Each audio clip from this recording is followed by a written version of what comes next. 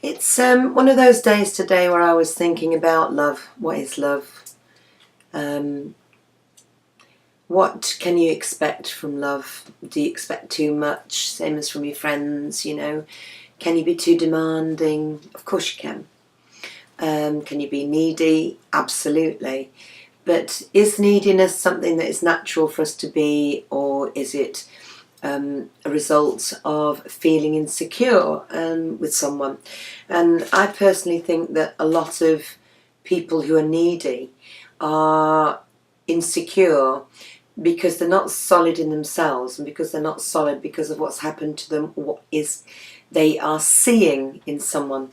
And it reminded me of the song I See You, Avatar. Um, you know, there are some people who you meet in life who you just see, you know who they are, where they're coming from, and you make that connection. And there are some people you see who are false and fake, and you only see what they want you to see. And perhaps you don't listen to your instincts at that time, your instincts and your gut feeling.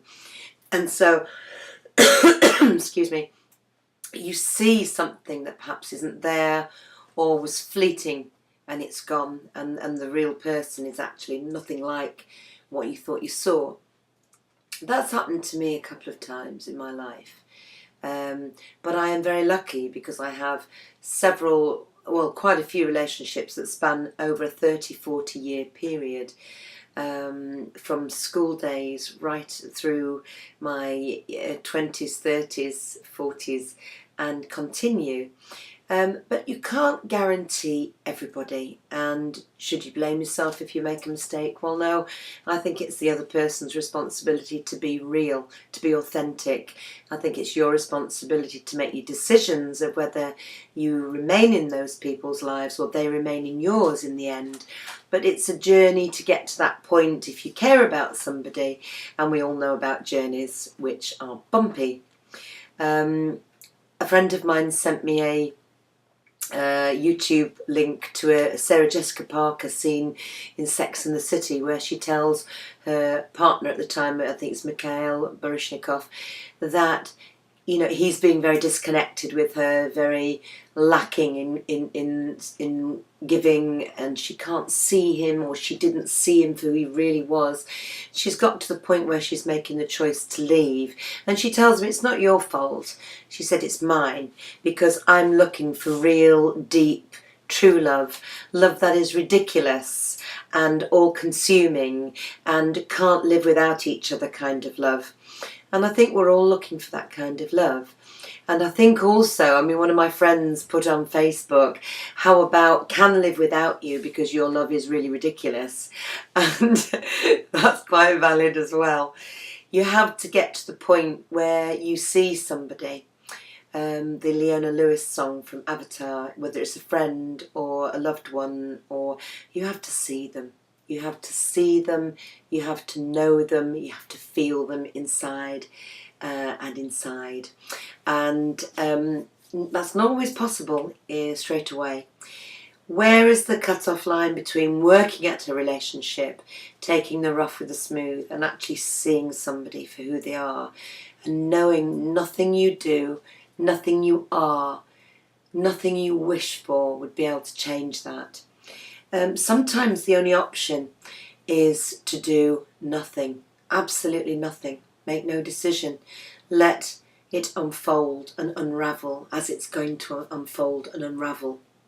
Let the universe, God, the powers that be decide what's going to happen, but just retain a sense of yourself, your self-belief, that even if you're unsettled in your confusion, as another friend of mine said, confusion will lead to revelation.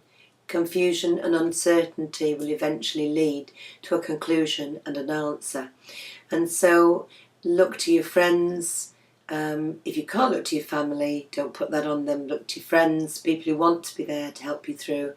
There's lots of advice out there, but at the end of the day, you just have to keep believing in yourself. We just have to keep believing in ourselves that we will make the right choice at the right moment in our lives, that what we believe will happen, well, if it doesn't, we will cope and we will get through.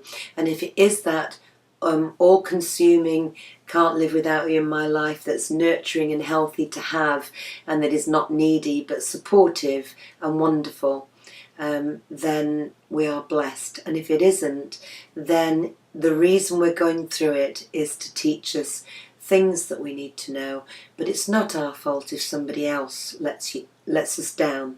If somebody lets you down and you know you've genuinely done everything you can to see them, to be their friend, to love them, then that is something that is with them, and you have to leave it with them and obviously move on.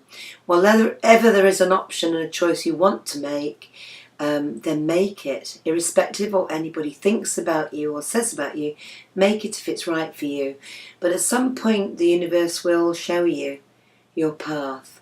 God will show you the way to go. Whichever you believe, that is what you know is right for you. And just hope that everybody will stand by your side and support that. And if you drop, they will support you while you get back up on your feet. And if you don't drop and it was worth that bumpy journey, that ride, then way hey, good for you for believing in yourself enough to know that whichever way it went, you'd be fine in the end. All right, lots of love to you all.